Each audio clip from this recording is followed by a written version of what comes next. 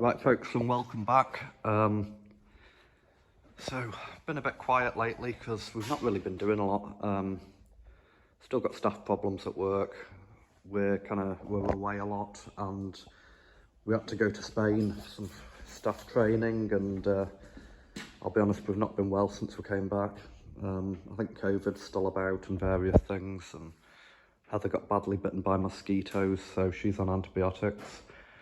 She's actually at hospital just now again.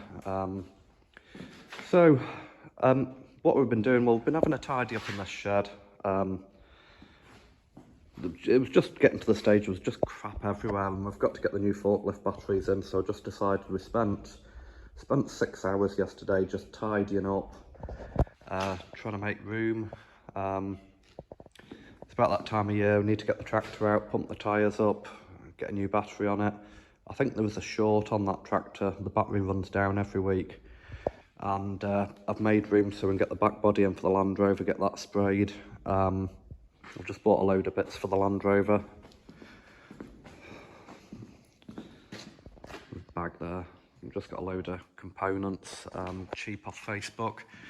But the solar system's nearly done. It's nearly done. Everything is wired up, but basically turned off. We've got the first pack of forklift batteries there. I've had to order some shorter bolts for the terminals where the jump leads go across. And then we're going to try and bring the other pack of forklift batteries in. That's why we've got a pallet on the floor, because they weigh half a ton. So we'll have to wheel them in. These batteries are all second hand, so I'm just going to see how they go. I'm not overly confident. I think we'll maybe get a year out of them. But Hopkek, I think it's a German company, I think that's pronounced right. They've got a depot in Newcastle, and a 24 volt pack like that is £1,300 plus delivery, 65 quid delivery. That's really cheap for delivery for forklift batteries because they're hazardous. So for 2 new packs to make it up to 48 volt, I can get them for 2,600. Now, bearing in mind my second-hand pack over there were 5 years old when I bought them, and I've had 7 years out of them, so they're 12-year-old. They did go dead this winter, and I've managed to bring them back to life with battery aid tablets and just giving them a deep charge every weekend. So at the moment I'm going to be sticking with forklift batteries because I'm seeing a lot of stuff on Facebook about these lithium iron phosphate batteries. A lot of people having problems with them. Not so much the batteries themselves, but it's the technology. It's the battery management system technology that's all computerized, going down, one battery dropping out. It's just not for me at this point. I know it probably is the future, but until they get things sorted and until I understand how to work these things, good old-fashioned lead acid you can't go far wrong with, providing you've got enough solar to keep them charged, providing you don't discharge them too much, but the inverters look after that, and providing you keep them topped up with water every month. I've just put 10 litres of water in these. That's expensive to buy because it has to be distilled water, but I think just for now we'll be sticking with forklift batteries. So I'm fitting these for now. I'll probably buy new ones later in the year and sell my second-hand ones off because there's still a good market for them. So we're just onto the dump loads now, so I need to put another board down here. I've got some uni-strut I'm going to cut up. And we've got these big 2000 watt wire wound resistors. I've bought one just now. That's the product code. Bloody hell, they're difficult to get hold of.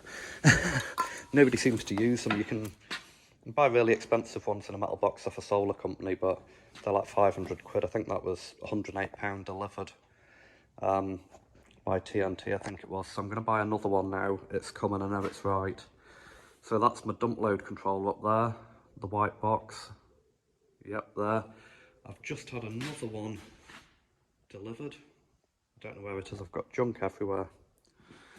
So we're going to have 2 dump load controllers, so we're going to have 4 kilowatt of dump load, just in case a charge controller goes bad, or just in case, well, there's any issues. It's just overprotection device. It's the same as using manual fuses. Somebody kept asking in one of the last videos why we're using old-fashioned cutouts like these with a wire fuse. It's just basic form of protections, you know, all these modern consumer units with trip switches. If something's not right, they don't necessarily trip. I won't go into that too much, but you know, in your house you've got an old-fashioned fuse where your electric comes in, so it's just that one form of protection in the event that something does go wrong. Having a bit of trouble with the Hyundai diesel generators. They're running fine, but I'm trying to wire the auto transfer switch up, and yeah, it's not turning the generator on and off. So if anybody's got any advice that does have a Hyundai or a Kipor diesel generator, I'll need to look a bit deeper into that, because I've wired it up onto a timer and it's not turning it on and off on the old system. But this is where we're at. We just literally, I think we're about 2 weeks off turning this on. I've run out of battery cables, that's why we didn't get everything moved over, and I've run out of battery lugs. Some of the lugs I bought off eBay, they weren't deep enough to get a good enough hold on the cable. So that's the cable crimper I use, eBay special. I think it was £11. Makes a really good job of the lugs. But yeah, that's our system. If anybody's got any questions, please do ask. That's a 200 amp battery fuse. That's a Victron shunt for battery monitoring. Tubular heater, because it's an insulated battery cupboard. Insulated and vented, so we've got a vent up there. The lid's insulated, the sides are insulated. It's all insulated with 50mm Celotex. The floor is insulated with 200mm rock wool. So basically, the reason it's here, some people put batteries under their inverters, but it's not a good idea.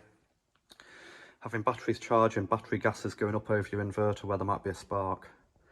It's actually a pretty stupid idea, but I see it all the time. People put batteries under the inverter. So no, that's our battery cupboard. It's fairly substantial, you know. 2-inch Celotex inside, 18mm ply on each side. So any faults or any problems, it should be pretty safe. All the inverters are pretty much mounted on a fireproof board. All the gen controls down there. It's a big system, but it's not complicated. I've seen people using these all-in-one inverters, like where everything's in one box, and you don't have to have like a separate charge controller. You don't have to have a combiner box. You don't have to have a separate fuse. The problem is, if one element goes wrong in those all-in-one inverters, you're knackered. And I've got one of those all-in-one inverters in the other shed, and it's knackered. So they're not for me. I'm working on a DIY system where I can fix it all myself, where anybody can fix it. An idiot can fix it. So we're just working on a very basic system, cheap components. They're all quality components. It's all Victron, Outback. You know, none of it's your Chinese junk off Alibaba, Amazon, eBay. It's all quality components. Big cables, you know.